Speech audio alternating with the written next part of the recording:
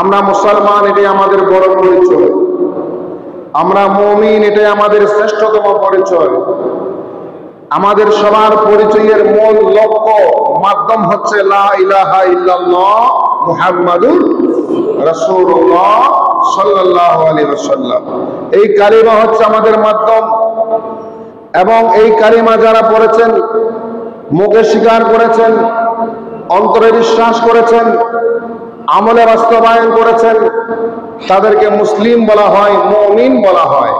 বলুন সুবহানাল্লাহ। আর সেই মুসলিম এবং মুমিনদের জীবনে যত বেশি ঐক্যবদ্ধ হবেন, মতপার্থক্য দূর হবে, ফাসাদ দূর হবে, বিচ্ছিন্নতা দূর হবে, তত বেশি মুসলিম সমাজে, আমাদের সমাজে শান্তি নাজিল হবে, রহমত নাজিল হবে, নিয়ামত নাজিল করবেন, গুনাহ মাফ করবেন কে? যারা বলেন কে? লা ইলাহা ইল্লাল্লাহ। অসংখ্য নিয়ামত দান করবেন। আল্লাহর নিয়ামত নাজিল হয় তানাজ্জালুর রাহমা আলাল জামাআ। ঐক্যবদ্ধতার মধ্যে আল্লাহর রহমত নাজিল হয়, বিচ্ছিন্ন হওয়ার মধ্যে আল্লাহর রহমত নাই, বিচ্ছিন্নতার মধ্যে আল্লাহর রহমত নাই। আল্লাহর রহমত পাওয়া যায় ঐক্যবদ্ধ থাকার মাধ্যমে।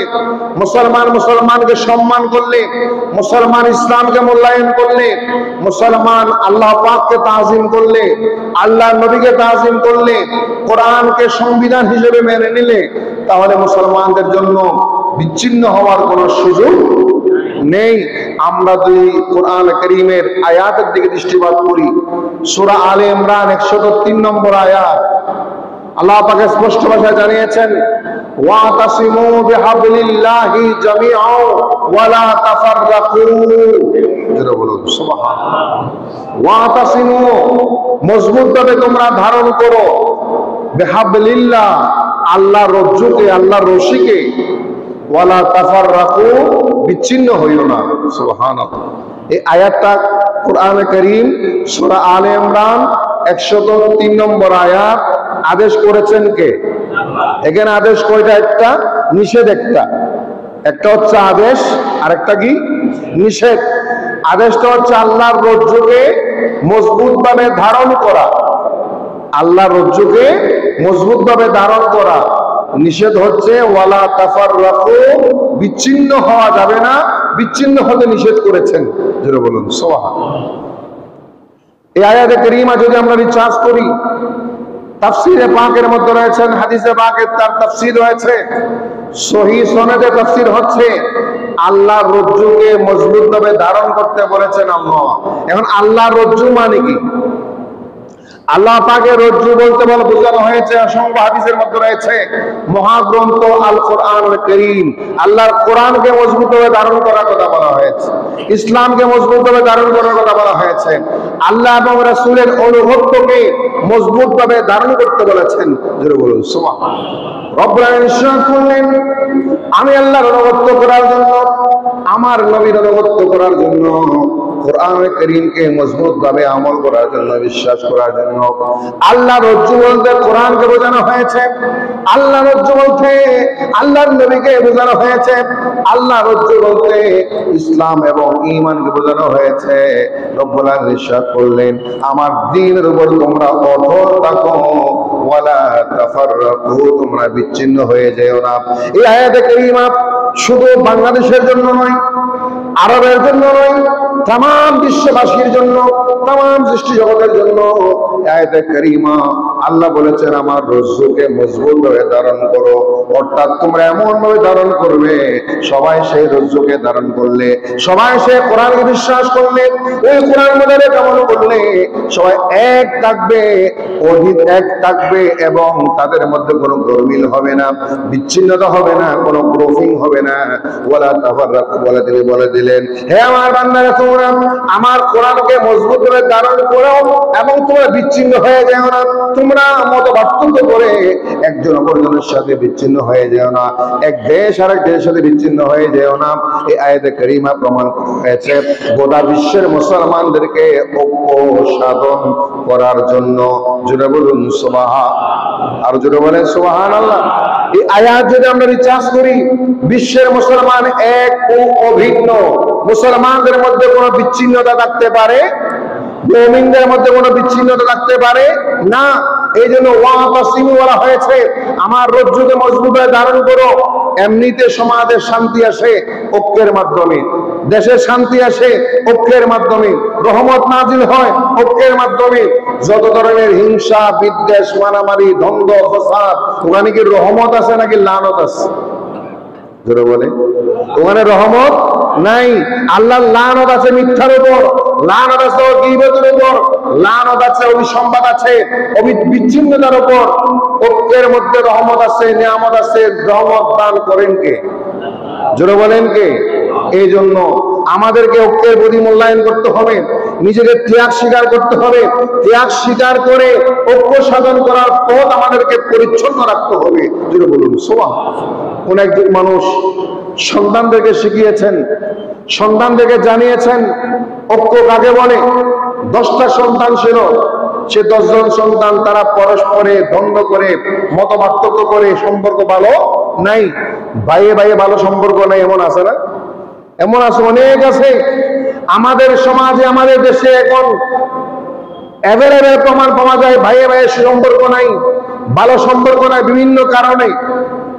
একদিন তাদের বাবা তাদেরকে ডাকলেন, 10 জন সন্তানকে ডাকলেন, ডেকে 10 জনকে 10টা সুতা দিলেন, ছোট ছোট সুতা দিলেন, তোমরা এগুলো ছিঁড়ে ফেলো। সবাই 10টা সুতা বিনা দ্বিধায় ছিঁড়ে ফেলতে পেরেছেন, কষ্ট হয় নাই। এখন সেই 10টা সুতাকে তিনি বাবা আবার একত্রিত করে এক জায়গায় করে একজনকে দিলেন, এই 10টা সুতা তোমরা এক বিচ্ছিন্ন করে ছিঁড়ে ফেলো।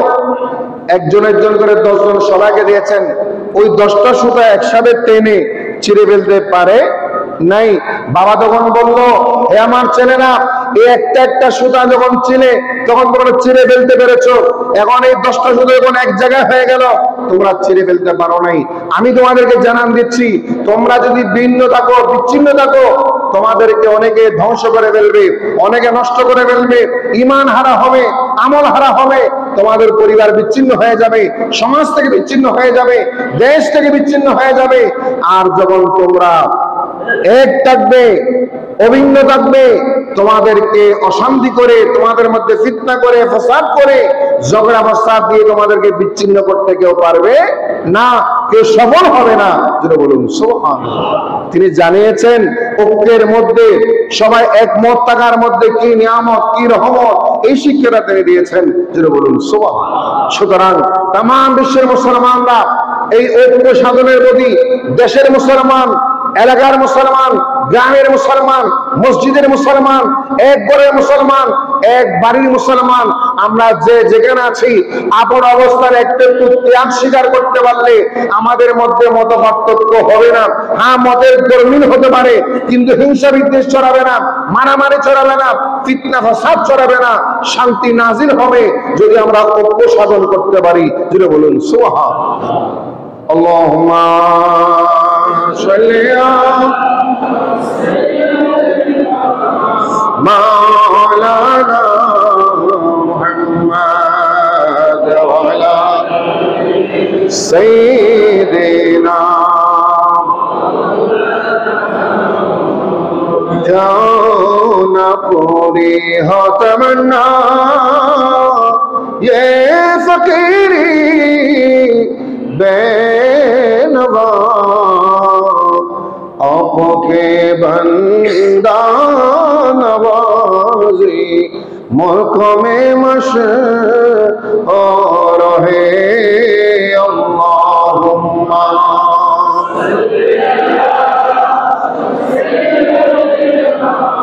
मौलाना मुहम्मद वाला सय्यिदिना। আমরা সবাই জানি অনৈক্যের মধ্যে, অনেকের মধ্যে কুফল আছে, সুফল। অনৈক্যের মধ্যে কুফল অনেক, সুফলের কোনো সম্ভাবনা, কোনো সুযোগ নাই।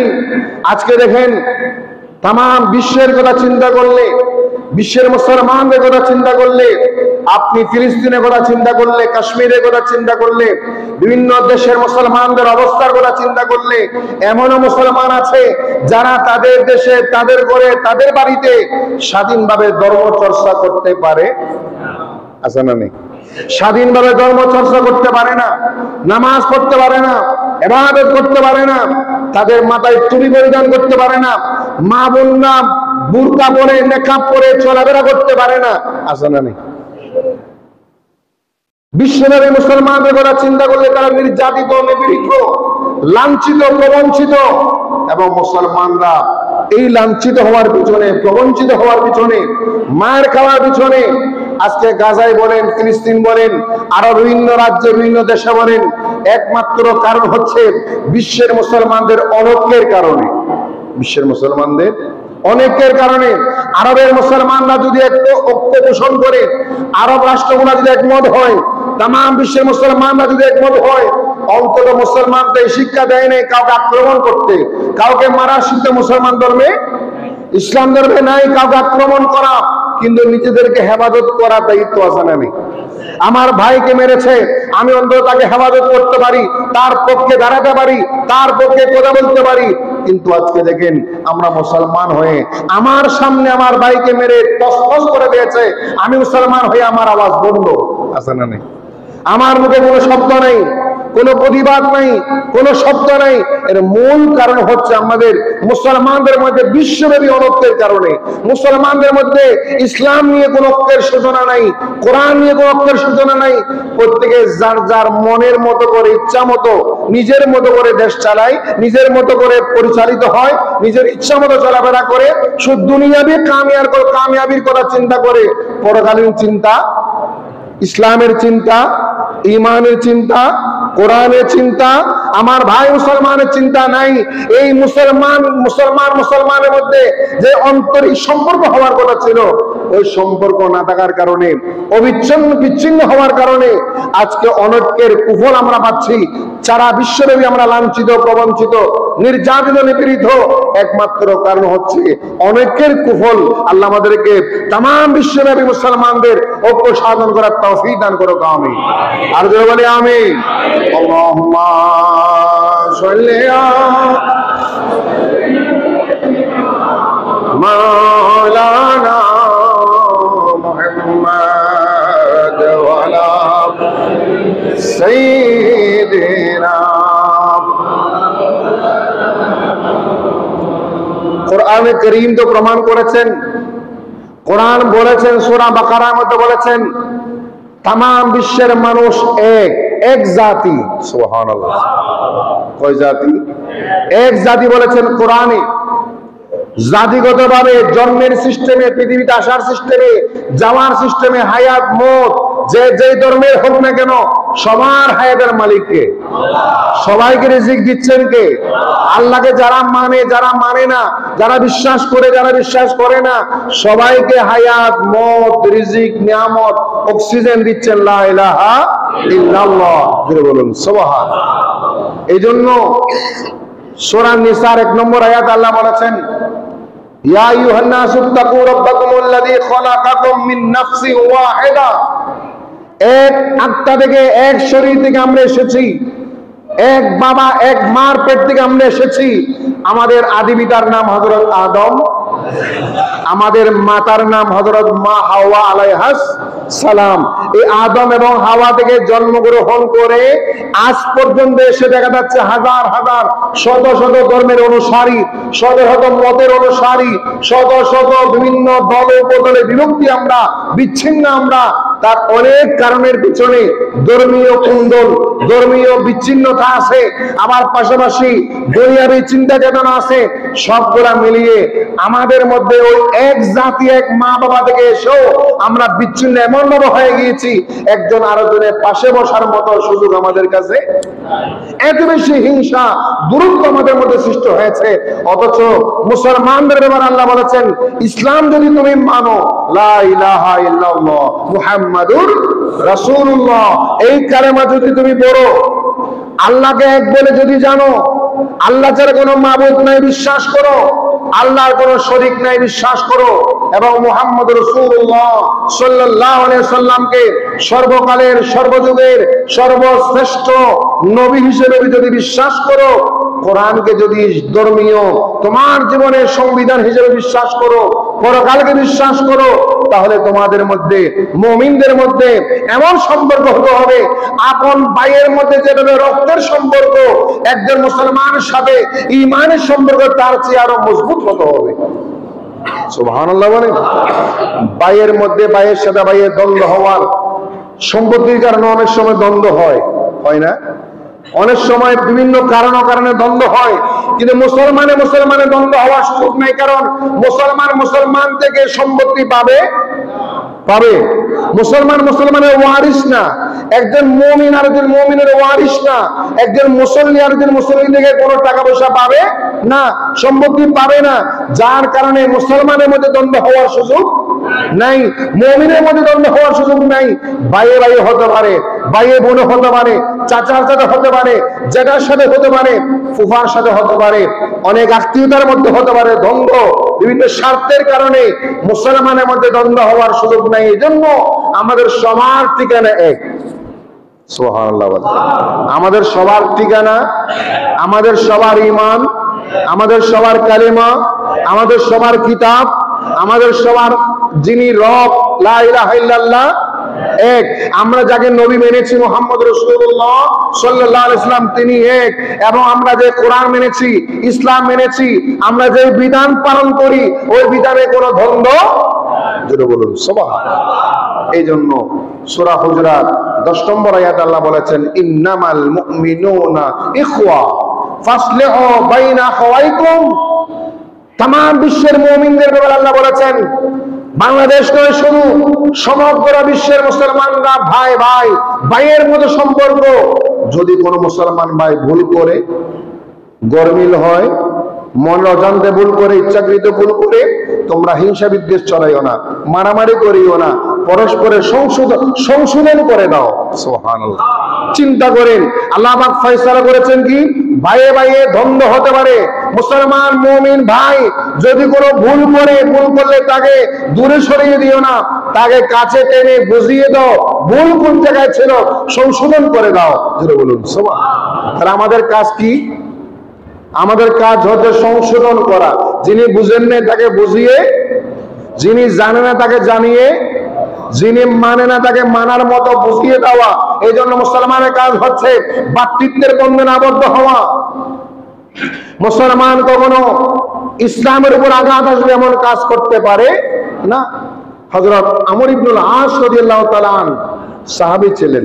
সুবহানাল্লাহ। খুব কৌশলী সাহাবী ছিলেন। তিনি এক সময় মিশরের গভর্নর ছিলেন, মিশরের মেয়র ছিলেন। কোন জায়গায়? মিশরের মেয়র ছিলেন। তৎকালীন সময়ে দেখা গিয়েছে হিন্দুদের মূর্তি পূজার যে মূর্তিগুলা ছিল, ওই মূর্তির ঘরে গিয়ে কেউ না কেউ মূর্তির একটা নাক কেটে ফেলেছে। কি কেটে ফেলেছে? মূর্তির নাক আছে না, নাক কেটে ফেলেছে। এখন ওনারা এসে আমর ইবনুল আসের নিকট বিচার দিল, হুজুর আপনি মুসলমানদের নেতা, আমাদের মনে হচ্ছে আমাদের মূর্তির নাক আপনাদের মুসলমানরা কেটেছে। মুসলমানরা কেটেছে। তখন আমর ইবনুল আস বলে, কোন সাক্ষী প্রমাণ আছে? বলে না, সাক্ষীও নাই, প্রমাণও নাই। তারপর আমাদের সন্দেহ হয়। তখন আমর ইবনুল আস বললেন, আমরা মুসলমানরা তোমাদের মূর্তির নাক কাটতে যাবে কেন? আমরা তো দৃশ্যমান খোদা মানি না, আমরা তাই আল্লাহকেই মানি। সুবহানাল্লাহ।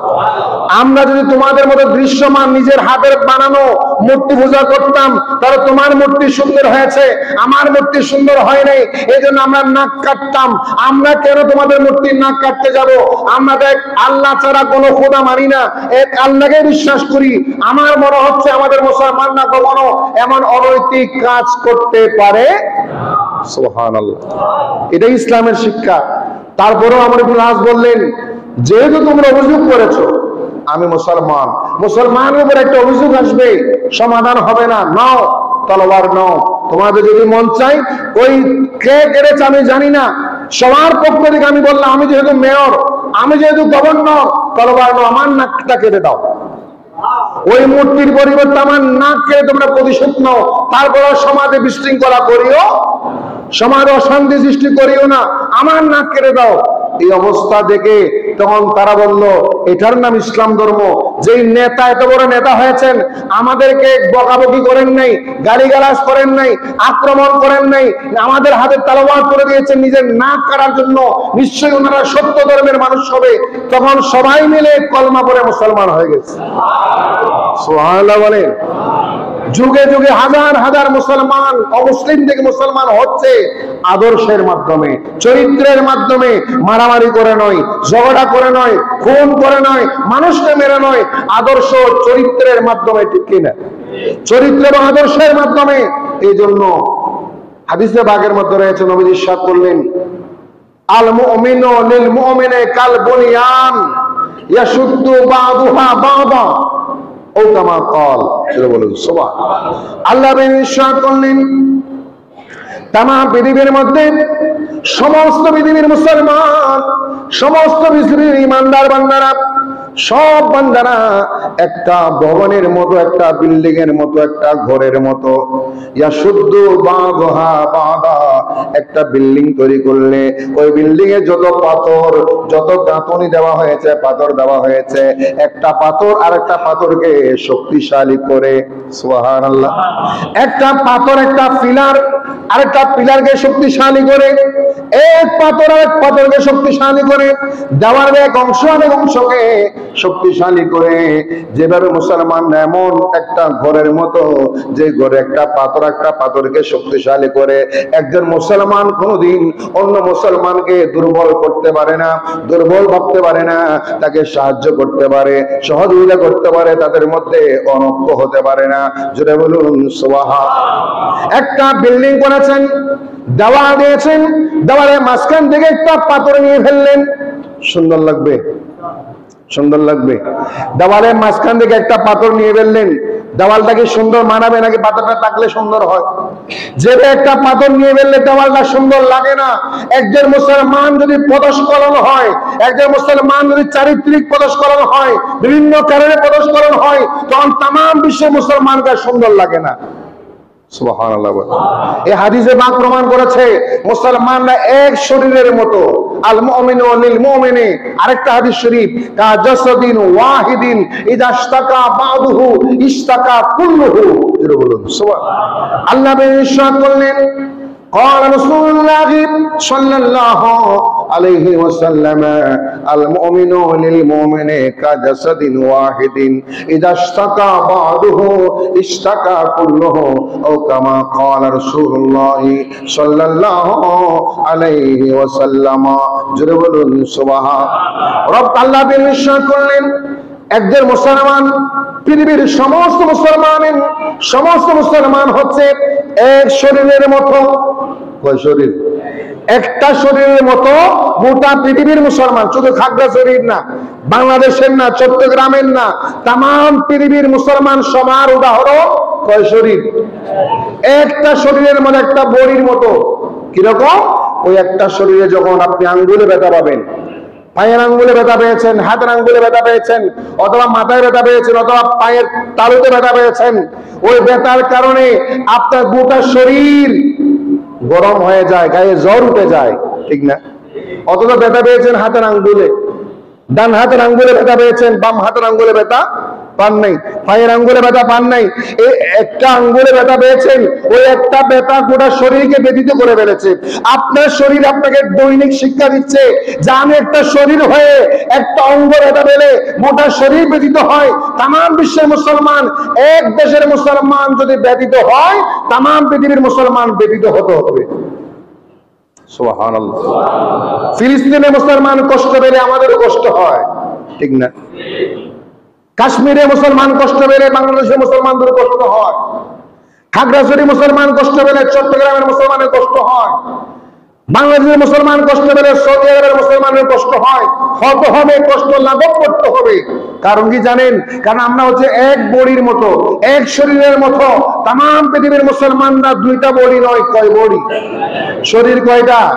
নবীজি বলেছেন এক শরীরে যেখানে ব্যথা পান গোটা শরীর ব্যথিত হয়ে যায়, গায়ে জ্বর উঠে যায়। তখন ওই একটা ব্যথাকে উপশম করার জন্য সে আর খাবার খায় না, জিহ্বা খাবার গ্রহণ করে না, খাবারের স্বাদ না, খেতে মন চাই না।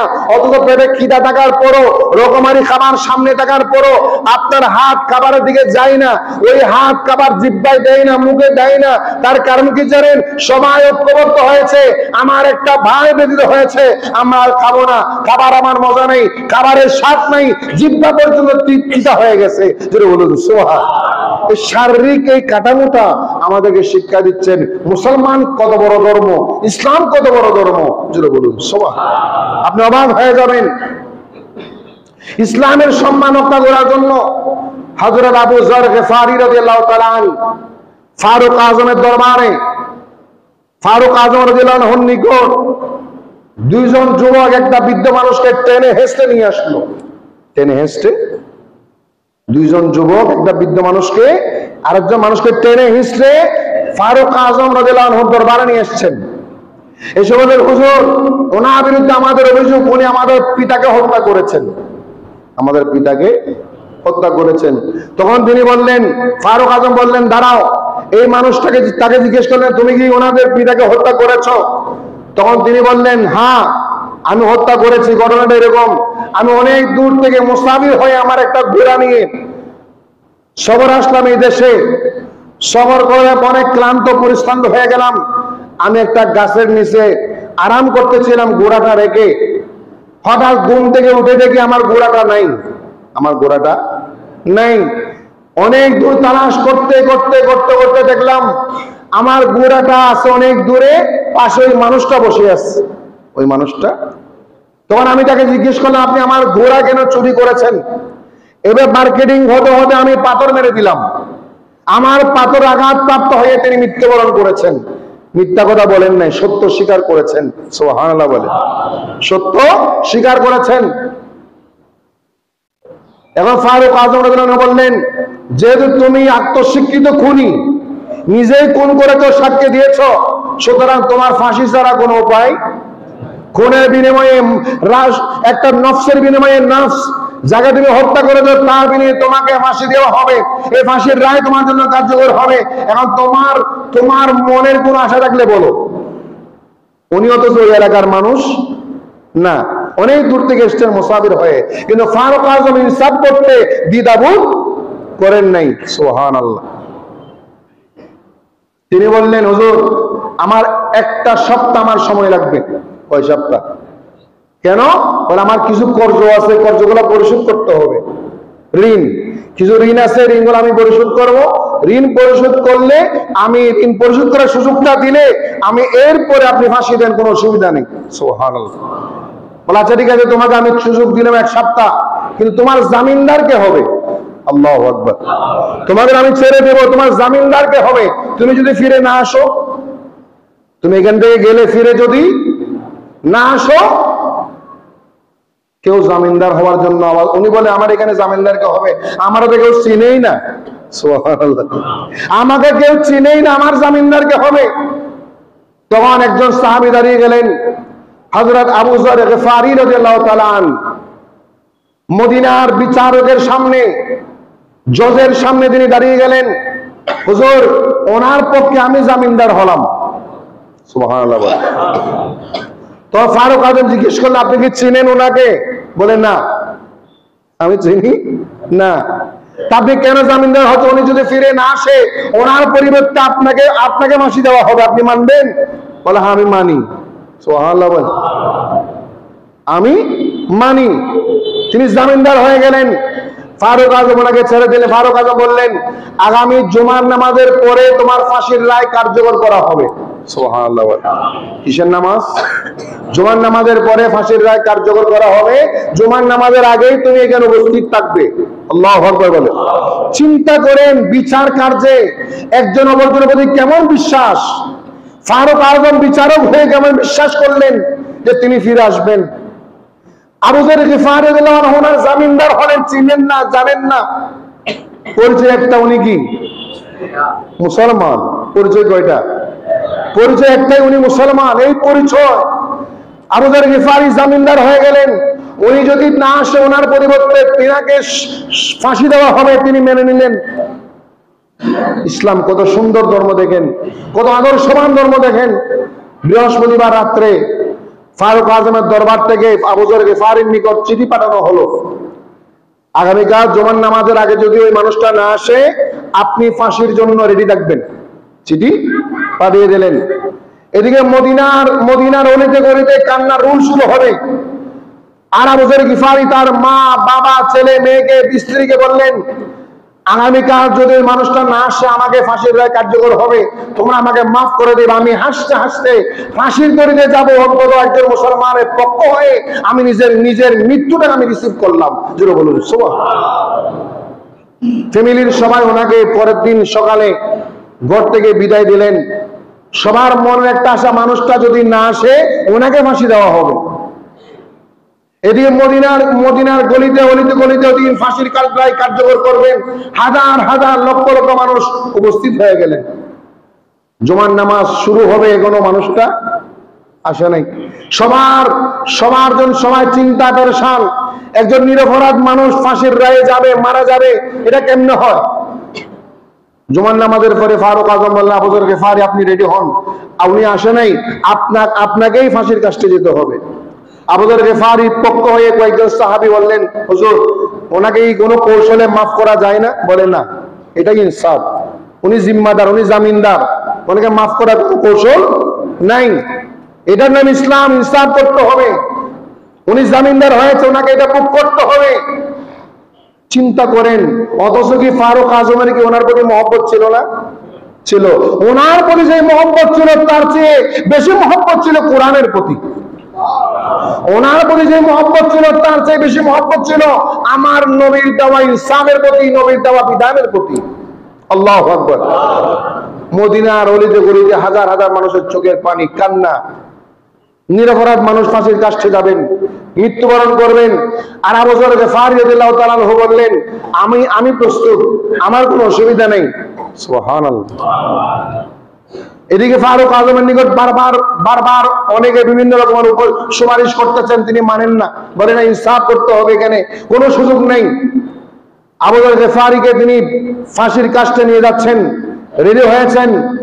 আর জল্লাদ যিনি, তিনি বললেন, আবু যর গিফারির মধ্যে একজন সাহাবীকে আমি ফাঁসিতে দিব, আমার পা সামনে যায় না, মনে হচ্ছে আমার পাকে কেউ ধরে রেখেছে। সুবহানাল্লাহ। সহিহ সনদে রওয়ায়াত। চিন্তা করেন, আজকে আমরা কোন ধর্মের মুসলমান, কেমন ইসলাম আমরা মানি, কেমন ইসলাম আমরা পেয়েছি। আবু যর গিফারি হাঁটতে হাঁটতে সামনে গেলেন, তিনার ফাঁসি হবে।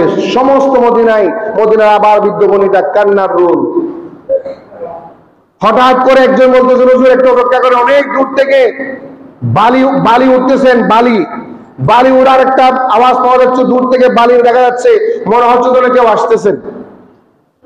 যেন কেউ আসতেছেন, সুবহানাল্লাহ। একটু অপেক্ষা করলেন, দেখা যাচ্ছে অনেকক্ষণ পরে ওই অপরাধী মানুষটাই ফিরে এসছে। আল্লাহু আকবার। চিন্তা করেন, এই মানুষটা অপরাধী, তাকে ফাঁসি দেওয়া হবে, উনি জেনে শুনে আমার চলে আসছেন। এটার নাম ইসলাম। এটার নাম কি? এটার নাম ইসলাম। তিনি চলে এসেছেন, এসে বললেন, হুজুর আমাকে মাফ করবেন, আমি ক্ষমা চাই। প্রথমে আমি জুমার নামাজের আগে আসতে পারি নাই, আমার ঘোড়াটা পায়ে আঘাত পেয়ে একটু গতিটা স্লো ছিল, গতিটা আস্তে ছিল, যার কারণে সে আসতে একটু দেরি করেছে, আমারও দেরি হয়ে গেল। জুমার নামাজটা আমি আপনার এখানে আমাদের আগে আসতে পারলাম না, এই জন্য আমাকে আগে ক্ষমা করো। প্রশ্ন করা হলো, তুমি তো চলে গিয়েছিলা, না আসলেও তুমি পারতে, না আসলেও পারতে, কেন চলে আসলা? তখন তিনি বললেন, হুজুর আমার জন্য একজন নিরপরাধ সাহাবী হযরত আবু যর গিফারি রাদিয়াল্লাহু তাআলা আনহু আমার জিম্মাদার হয়েছেন। আমি যদি আজকে না আসতাম, আমার পরিবর্তে ওনাকে ফাঁসির কাষ্ঠে যেতে হতো। কিয়ামতের ময়দানে আমি আল্লাহর সামনে কি জবাব দিতাম? দ্বিতীয়ত, আমি যদি না আসি, কিয়ামত পর্যন্ত মানুষ তার মুসলমানকে বিশ্বাসই করবেন। চিন্তা করে, উনি নিজে চিন্তা করেন নাই, উনি চিন্তা করেছেন কার? মুসলমানের। আপনাকে আমাকে কোনো কাজ করতে চিন্তা করতে হবে আমার না, আব্দুল নবী হক্কানির না, আবুল কালামের না। চিন্তা করতে হবে কার জানেন? ইসলামের, মুসলমানের। আমার দ্বারা মুসলমান ধর্মের কোনো দুর্নাম হচ্ছে কিনা, আমার দ্বারা ইসলামের কোনো দুর্নাম হচ্ছে কিনা। তখন তিনি বললেন, আমি যদি আজকে না আসতাম, এই আবু যর গিফারি তিনি জামিনদার হয়েছেন, আমার পরিবর্তে উনি মারা যাবেন, শহীদ হতেন। এখন মানুষ কি বলতো যে মুসলমান এমন মানুষ, মুসলমানদের কোনো আস্থা নাই, ইসলাম ধর্ম কলুষিত হতো, এই জন্য আমি চলে এসেছি ইসলাম ধর্মের সম্মানে। যেটা বলুন মানুষ কি বলবে মুসলমানদের উপর, মুসলমানের উপর একটা মানুষের বিশ্বাস চলে যাবে, এই জন্য আমি চলে এসেছি। আবু যর গিফারিকে প্রশ্ন করা হলো, আচ্ছা আপনি তো ওনাকে চিনেন না, উনি আপনার আত্মীয় না, আপনি কেন জামিনদার হলেন? তখন তিনি বললেন যে আজকে যেদিন ফাঁসির রায় হলো, ওই দিন এখানে ওনার কোনো আত্মীয় নাই, কোনো স্বজন নাই, পরিচিত কেউ নাই। এখন কেউ জামিনদার যদি না হতাম, মানুষ কি বলতো যে একজন মুসলমান বিপদে পড়েছে, আরেকজন জামিনদার হয় না। একজন মুসলমান বিপদে পড়েছে, আরেকজন মুসলমান জামিনদার হয় না। মানুষ কি বলবে মুসলমান নিয়ে, ওই মানুষ কি বলবে মুসলমান নিয়ে, এই চিন্তা আমি জামিনদার হয়েছি। উনি আমার আত্মীয়, উনি আমার মুসলমান ভাই। চিন্তা করেছেন জীবনের উপর আর কিছু আছে, নিজের জীবনের উপর আর কিছু আছে, ওই জায়গায় তিনি জামিনদার কেন হয়েছেন? মুসলমান ধর্ম নিয়ে মানুষ কি মন্তব্য করবে, এই চিন্তা ইসলাম ধর্মকে উপরে রাখার জন্য তিনি ফাঁসির রায়কে মেনে নিয়েছেন। যেটা বলুন এই অবস্থা শুনে যে দুইজন যুবক ওই অপরাধী মানুষটাকে ধরে নিয়ে এসেছিল, তারা বলে, ফারুক আজম বললেন, হুজুর আমাদের একটা অনুরোধ, আমরা ওনার বিরুদ্ধে অভিযোগ করেছিলাম, আমাদের অভিযোগ আমরা উদ্ধ করে নিলাম। আল্লাহু আকবার। ওনার বিরুদ্ধে আমরা অভিযোগ করেছিলাম, আমার বাবার হত্যাকারী হিসেবে আমরা ওনাকে মাফ করে দিলাম, আমরা প্রতিশোধ চাই না, আমরা আমাদের অভিযোগকে উদ্ধ করে নিলাম। ফারুক আজম প্রশ্ন করলেন, কেন উদ্ধ করলে তোমরা? বলে, এই জন্য উদ্ধ করেছি, একজন মানুষ হত্যা হয়েছে, কিন্তু মৃত্যুবরণই করেছে, ওই মানুষটার জন্য আরেকজনকে মরতে হবে, আর ইসলাম ধর্মে আমার পিতার কারণে আরেকজনকে মারা যেতে হবে। ওইটা হলে মানুষ কি বলবে যে ইসলাম ধর্মের মানুষটা একজন আরেকজনকে মাফ করতে জানে না। মুসলমানরা একজন আরেকজনকে মাফ করতে পারে না কেন, এই চিন্তায় আমরা ওনাকে মাফ করে দিলাম। আল্লাহু আকবার। চিন্তা করেছেন, একটা সত্যের পিছনে একজন মানুষ মৃত্যুবরণ করেছে, বাকি দুইজনের ফাঁসির রায়টা উদ্ধ হয়ে গেল, একজন আরেকজনকে মাফ করে দিলেন, ক্ষমা করে দিলেন। এটার নাম ইসলামের সৌন্দর্য। আল্লাহু আকবার। এটার নাম কি? ইসলামের সৌন্দর্য। এখন দেখেন আমাদের মধ্যে আমরা একজন আরেকজনকে ক্ষমা করতে পারি না, ভুল করলে প্রচার করতে থাকি। এখন তো মিডিয়ার যুগ, ভুল হওয়া মাত্রই প্রচার করি। অথচ ইসলাম বলেছে, মান সাতারা মুসলিমান সাতারাহুল্লাহু ইয়াওমাল কিয়ামা। আপনি একজন মুসলমান একটা দোষ গোপন করেছেন, কিয়ামতের ময়দানে আপনার হাজার দোষ আল্লাহ পাক গোপন রাখবেন, আপনাকে জান্নাতে পাঠিয়ে দিবেন। এই আমলটা আমাদের কাছে নাই। আজকে এই জন্যই কথাটা হাদিসে বার্তা, কোরআন আয়াত আল্লাহ বলেছেন মুসলমানদের ঐক্যের কথা, বিশ্ব মুসলিমের ঐক্যের কথা, মুসলমানদের ঐক্যের কথা, মুসলমানদের মধ্যে সহানুভূতি, উদারতা, মায়া মমতা, ভালোবাসা, আন্তরিকতা প্রতিষ্ঠা করার দরকার আছে না নেই? ইতিমধ্যে দেখা যাচ্ছে আমাদের মুসলমানদের মধ্যে মায়া মমতা কমে যাচ্ছে, উদারতা কমে যাচ্ছে, মায়া মমতা কমে যায়, ভালোবাসা কমে যায়। অথচ ইসলাম যে শিক্ষা দিয়েছেন, ওই শিক্ষার মধ্যে মায়া মমতা কি বাড়ার কথা নাকি কমার কথা? যেমন নামাজ, এই নামাজ দেখেন, এটা ইসলামের একটা সংস্কৃতি। এই নামাজে প্রথম কাতারে, সেকেন্ড কাতারে, লাস্ট কাতারে দাঁড়াচ্ছে, ধনী গরিব কোনো ভেদাভেদ আছে? জোরে বলে, ধনী গরিব কোনো ভেদাভেদ আছে? আপনার পাশে একটা রিকশাওয়ালা দাঁড়ালে আপনার পাশে আপনি বের করতে পারবেন? বের করে দিতে পারবেন না। এটার নাম ইসলাম। যেই নামাজ হচ্ছে এমন একটা ইবাদত, যেই নামাজ সাম্যের শিক্ষা দেয়, ঐক্যের শিক্ষা দেয়, ভালোবাসার শিক্ষা দেয়, উদারতার শিক্ষা দেয়, মায়া মমতার শিক্ষা দেয়, ধনী গরিবের ভেদাভেদ দূর করতে শিক্ষা দেয়। যদি বলুন সুবহানাল্লাহ। এটার নাম ইসলাম। সুলতান মাহমুদ গজনবী দাঁড়িয়েছেন নামাজে, ওনার চাকর কাজী আইয়াজ পাশে দাঁড়িয়েছেন। এটার নাম ইসলামের সৌন্দর্য, যে ইসলামের নামাজে দাঁড়ালে কোনো ভেদাভেদ থাকে। মসজিদ থেকে বের হলে আপনি ভেদাভেদ করেছেন, যার যার গতিতে গিয়েছেন, কেউ ভাঙ্গা করে, কেউ ভালো করে, কেউ দুতলায়, কেউ নিচতলায়, কিন্তু মসজিদে যখন প্রবেশ করেছেন এখানে কোনো ভেদাভেদ এখানে মায়া, মমতা, ভালোবাসা, এই শিক্ষাটাকে শুধু মসজিদের সীমাবদ্ধ রাখার জন্য? এই শিক্ষাটাকে আমরা বাহিরে বাস্তবায়ন করতে পারি না? এই শিক্ষাটা আমরা বাইরে যদি বাস্তবায়ন করি, মুসলমানদের মধ্যে মায়া, মমতা বাড়বে না? ভালোবাসা বাড়বে না?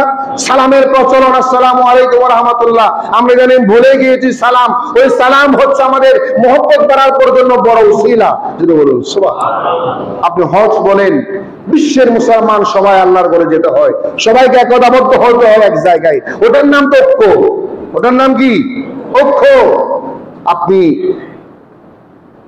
শবে কদরের নামাজ পড়েছেন, ঈদ উল ফিতরের নামাজ পড়েছেন, ঈদ উল আজহার নামাজ পড়েছেন, ঈদগাহ ময়দানে হাজার হাজার মানুষ বিভিন্ন ঘর থেকে, বাড়ি থেকে, দেশ বিদেশ থেকে এক জায়গায় এসেছেন।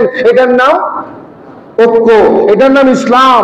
যেটা বলুন সুবহানাল্লাহ। সুতরাং আল্লাহ পাক আমাদেরকে উদারতা, মায়া, মমতা, ভালোবাসা, ত্যাগ স্বীকার করার মতো চিন্তা চেতনা শিক্ষা অর্জন করার তৌফিক দান করুক, আমিন।